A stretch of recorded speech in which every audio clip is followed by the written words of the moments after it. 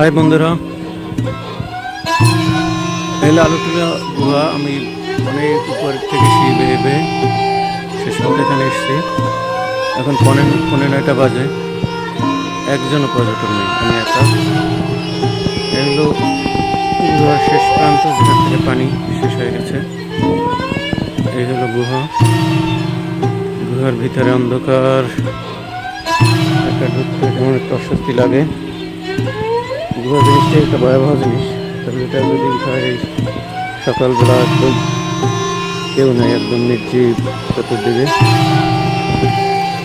তো দেখুন, এখন আমি গুহার মধ্যে ঢুকবো।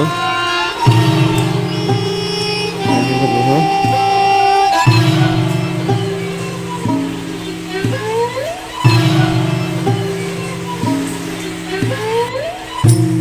হ্যালো বন্ধুরা, 9টা বাজে, কেউ নেই এখানে, আমি একাই এসেছি। এই যে সিঁড়ি দেখতে পাচ্ছেন, এই সিঁড়ি দিয়ে আমি একা এসেছি। অনেক অনেক দূর নেমেছি, বিশাল এক পাহাড়ের নিচে এখানে শেষ পর্যন্ত এসে গুহা। এখন এই গুহার মধ্যে যে কোনো সময় পিছলে পড়ার একটা সম্ভাবনা আছে। আর তার মধ্যে বিষয় হলো আমি একা, একদম একটু ভয় ভয় লাগার কথা, কিন্তু কেউ নেই। একটু ভয় ভয় তো লাগি, একা। দ্বিতীয়বার আসলে হয়তো, এটা তো প্রথমবার জীবনে। ভিতরে কি আছে, সবাই যেহেতু আসে, এখন ঢুকে গেলাম। একদম দেখেন, শেষ কোথায় তাও জানি না।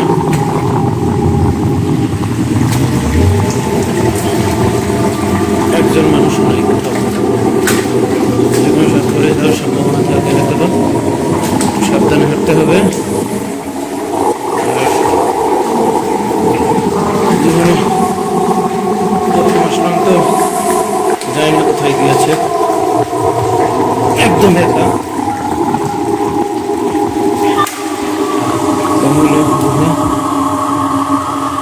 চারিদিক দেখেন, ওই গুহার মুখ, এই হলো গুহা।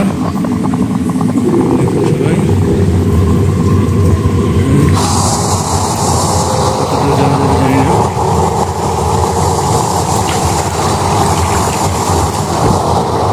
এখন কিভাবে উঠতে হবে, এই সম্ভবত পথ।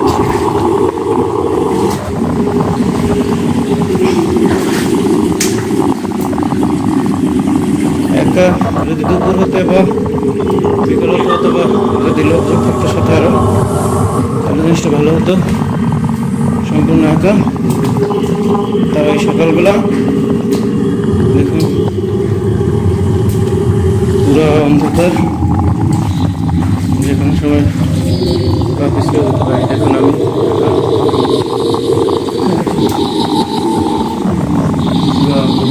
গল্পের, ছোটবেলায় গল্প করেছি গুহার মধ্যে এসে। তারপরে অনেক ঝামেলা থাকে, সিনেমায় দেখেছি গুহার মধ্যে অনেক অশরীরী জিনিস থাকে। এখন আমার কাছে সেটাই মনে হয়।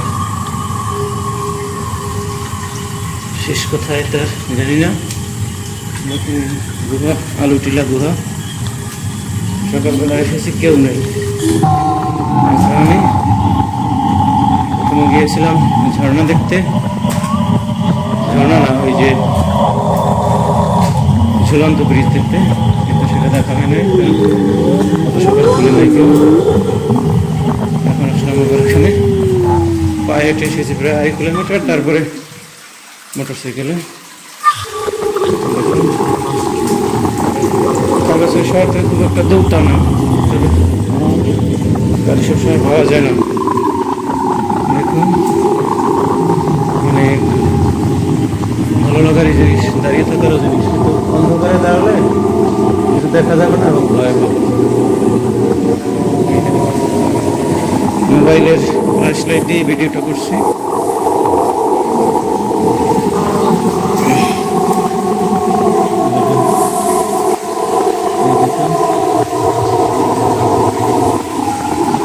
আসলে আরো হাই পাওয়ারের লাইট লাগে।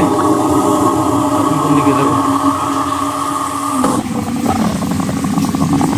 সম্ভবত ওইদিকে না, এটা মনে হয় অন্য এরিয়া, তারপর দেখি কি আছে। বেরোর জায়গা আছে। এটা একটা পুকুর, এটা একটু সম্ভবত বের হওয়া যাবে, সেদিকে আমি যাবো না।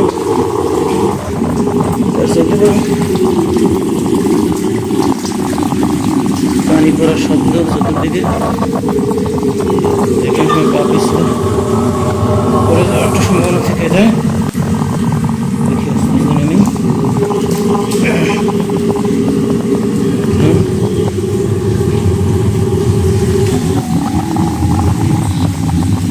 নাকি ওটাই আসল রাস্তা, ওটাই তো সম্ভবত, ওটা যাওয়ার জায়গা নেই। এই যে শেষ, এখানে ঢোকার সম্ভাবনা নেই। দেখুন এটাই শেষ, তাহলে বের হতে হবে ওখান দিয়েই। জানি না তো, তোর সাথে নেই, এখান দিয়ে আসছি। এই যে এখান দিয়ে মনে করছিলাম এটাই আসল, কিন্তু এটা আসল না। এবার বের হতে হবে এইখান দিয়ে, প্রথম যেখানে ঢুকেছিলাম।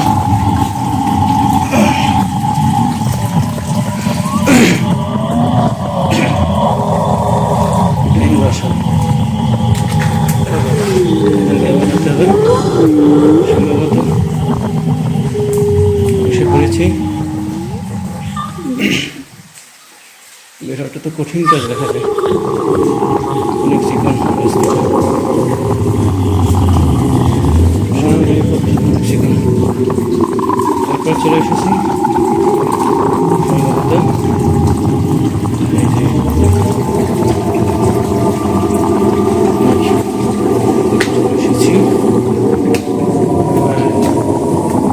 যতটা চিকন মনে করছিলাম তা না। দেখুন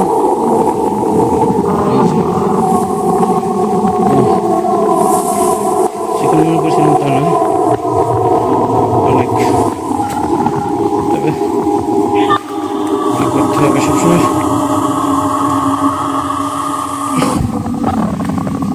খেয়াল রাখতে হবে যাতে পা পিছনে না থাকে।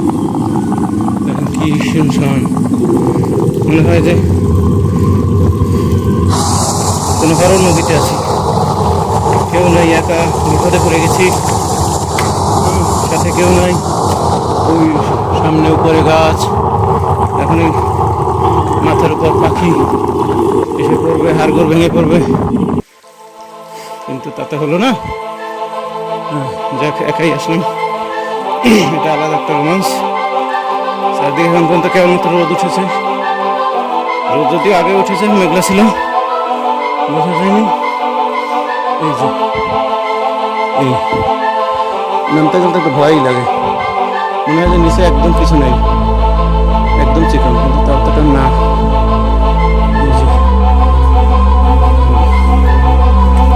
এখন আমাকে উঠতে হবে শিলবাড়ি।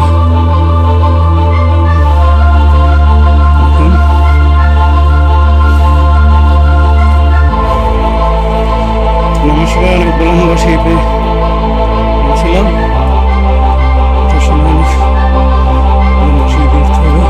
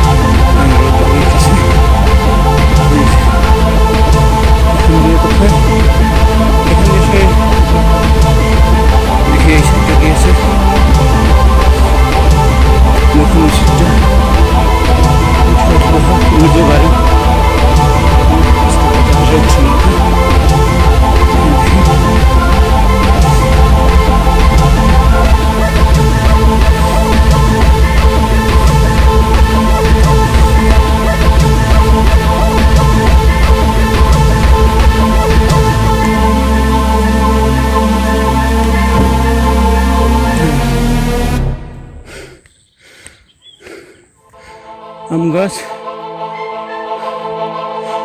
ভালো লাগলো।